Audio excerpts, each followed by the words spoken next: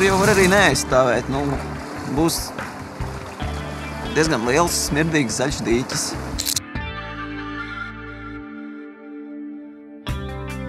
Lielākoties pie Baltijas jūras sanāk uzturēties, lai skatītos putnus vai fotografētu viņus. Cenšos tā kā trāpīt mierīgākā laikā.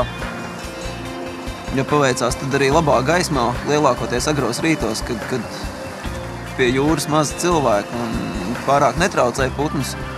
Nu, netraucē pārāk arī fotografēšanas procesā. Putns kā tāds ļoti fascinējoši būtni. Tas, kā viņš izturās, uzvedība, kustība, komplekss, barošanās, dziesmas. Liela daļa no manām zināšanām par jūru veido tās, ko esmu apgūs mācoties biologos. Fascinē man jūrā tas, cik viņa ļoti ir daudzveidīga.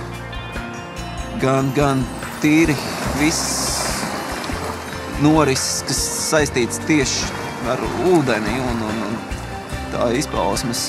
Ļoti strauji arī mainās tie apstākļi visi. Tur saulains rīts, pilnīgs miers un pēkšņi uznāk vējš un nepilnas pusstundas laikā uznāk tik bieza migla, ka knapi 10 metrus var redzēt tālāk. Problēmas viena daļa tā kā būtu cilvēku attieksme pret jūru. Tas ir tā kā tikai priekš viņiem, bet otra daļa veidojās no šīs attieksmes, kad līdzpaņemtie priekšmeti pēc aiziešanas projām kļūst par atkritumiem un turpatās tiek arī pamesti. Tā kā, ārā no rokām nav vairāk uz manas sirdsapziņas.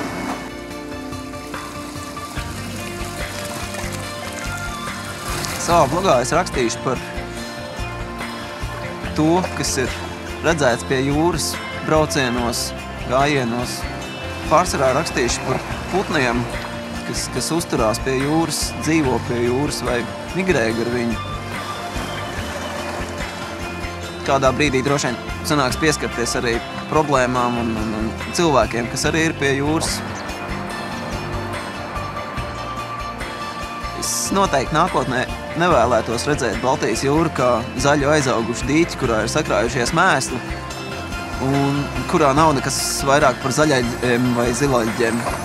Labi, zaļaļģis un zilaļģis arī ir ļoti skaists, bet tā kā gribētos, lai arī ir pārējās dzīves formas.